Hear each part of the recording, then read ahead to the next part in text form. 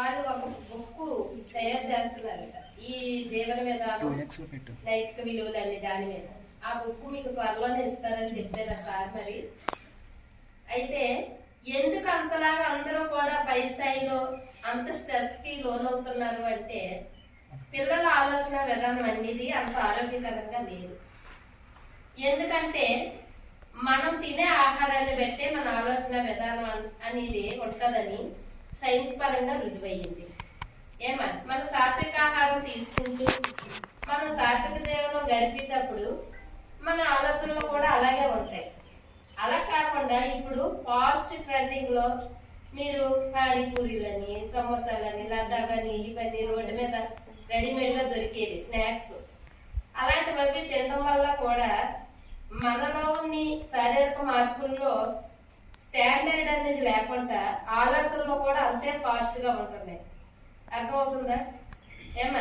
Bore పడుతుందా? అలాగే ఉంటున్నాయి.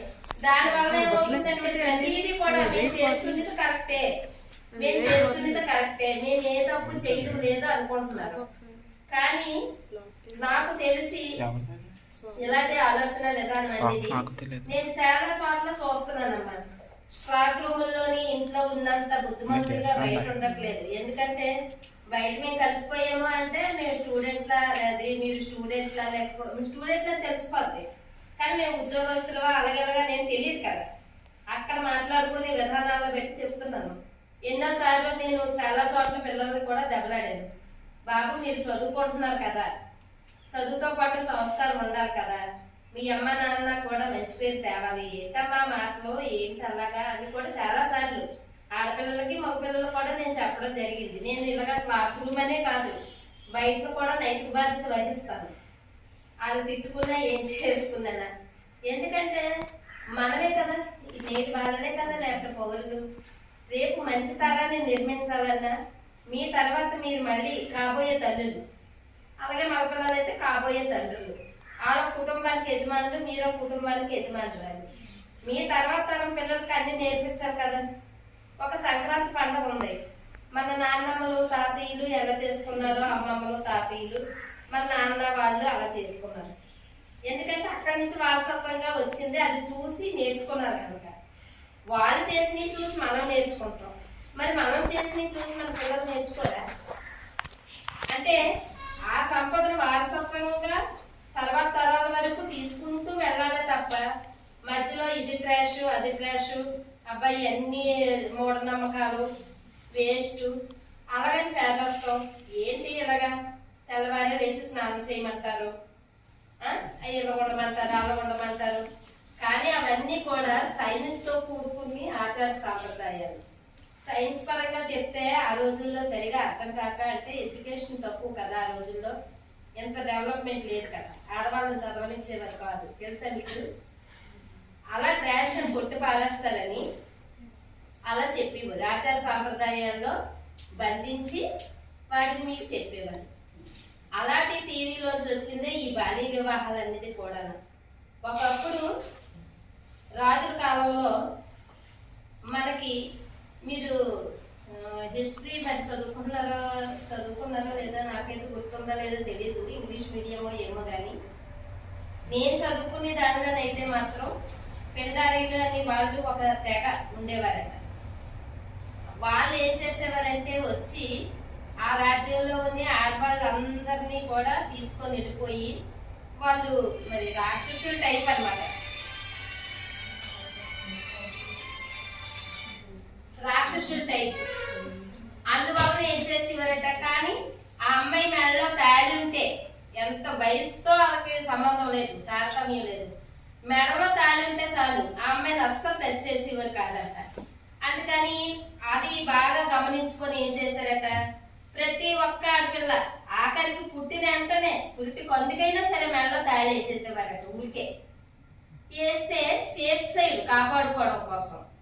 దాన్ని ఏం చేశారు, అదే బాల్య వివాహం లాగా ఇంకా పరిణామం చెందిపోయి కన్యాశుల్కం, తర్వాత వరకట్నం, తర్వాత ఇంకా బాల్య వివాహాలు ఎక్కువైపోయాయి.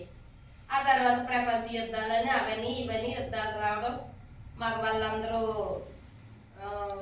తక్కువైపోవడం, ఆడవాళ్ళని ఒక అలా చూస్తుంది. ఇవన్నీ మీకు తెలిసిన కథలే కాదని నేను అనలేదు. కానీ ఇప్పుడు ఎంత ఎడ్యుకేషన్ వచ్చింది, ఎంత అవగాహన వచ్చింది. ఇప్పుడు కూడా బాల్య వివాహాలు అంటే కొన్ని కుటుంబ పరిస్థితుల కారణంగా జరిగిపోతున్నాయి. కొన్ని లవ్ మ్యారేజ్లని అదని ఇదని.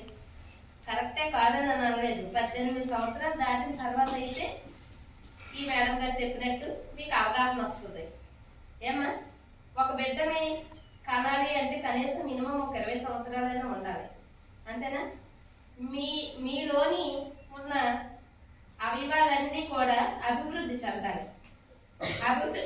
అభివృద్ధి చెందకుండా బిడ్డను కనాలి అనుకుంటే తక్కువ బరువుతో బిడ్డలు కొట్టొచ్చు. ఆ బిడ్డలతో జీవితాంతం బాధపడాలి. మాటికి జబ్బులు చేస్తూ ఉంటే మీ సంపాదన, మీ భర్త సంపాదన, మీ కుటుంబ ఆస్తిపాస్తులు అన్నీ హాస్పిటల్ పాలైపోతాయి. అలాగే చనిపోయిన బిడ్డలు కొట్టచ్చు. ఒక్కొక్కసారి తల్లి ప్రాణానికి ప్రమాదం రావచ్చు. ముఖ్యంగా రక్తహీనత. ఆడపిల్లల్లో రక్తహీనత బాగా ఎక్కువగా ఉంటుంది. ఈ మధ్య మగపిల్లల్లో కూడా ఉంటుంది. ఒకప్పుడు మగపిల్లల్లో ఉండేది కాదు, ఇప్పుడు మగపిల్లల్లో కూడా రక్తహీనత ఉంటుంది. ఎందుకు? సరైన ఫుడ్లు తీసుకోక.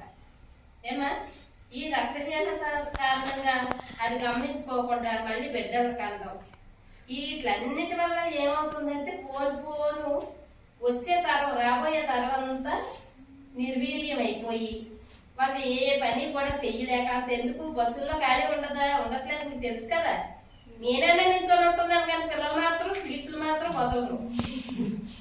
మీకంటా నీరసం అంటే నేను నిల్చోలేదంటే 50+ నేను నిల్చుంటున్నాను కానీ 20+ మీరు నిల్చోలేరు. నిల్చోలేమంటే ఎందుకంత నీరసించిపోతున్నారంటే తర్వాత ఇంత నిస్తేజంగా నీరసించిపోతే మరి మన దేశాభివృద్ధి ఎలా జరుగుతుందా? మీరందరూ యువతి యువకులు, అంతే కదా. మీరే ఈ దేశం తర్వాత మార్చగలరు, అంతేనా? అవునా కాదా? ఎంత యాక్టివ్ గా ఎనర్జెటిక్ గా ఉండాలి అంటే మీలో రక్తహీనత ఉండకూడదు. ఏమా, మంచి పోషకాహారం తీసుకోవాలి, మంచి హైజీన్ పాటించాలి. ఆడపిల్లలు ఇంకా హైజీన్ పాటించాలి. ఏమా, అలాగే ఈ బాల్య వివాహాల వల్ల అంత కంగారు ఏమీ లేదు. ఎదరి జీవితం చాలానే ఉంది, అప్పుడు చేసుకోవచ్చు. 20 సంవత్సరాల లోపుని ఇంకా బలవంతంగా ఎక్కడో నూటుకో కోటుకో ఒకటి అలా జరిగిపోయినా మీకు తెలుసుంటే, ఒకవేళ వాళ్ళు 20 సంవత్సరాల తర్వాత మాత్రమే ప్రెగ్నెంట్ అయితే కొంచెం ఆరోగ్యంగా వాళ్ళు కాపాడుకోవచ్చు. లేదు అంటే అది కూడా క్రైమే.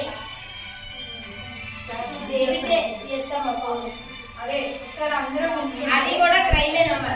అలాగా జరిగితే పోక్సో కేసు పెట్టి మగపిల్లల మీద పోక్సో కేసు పెట్టి 10 సంవత్సరాలు జైలు శిక్ష చేస్తారు.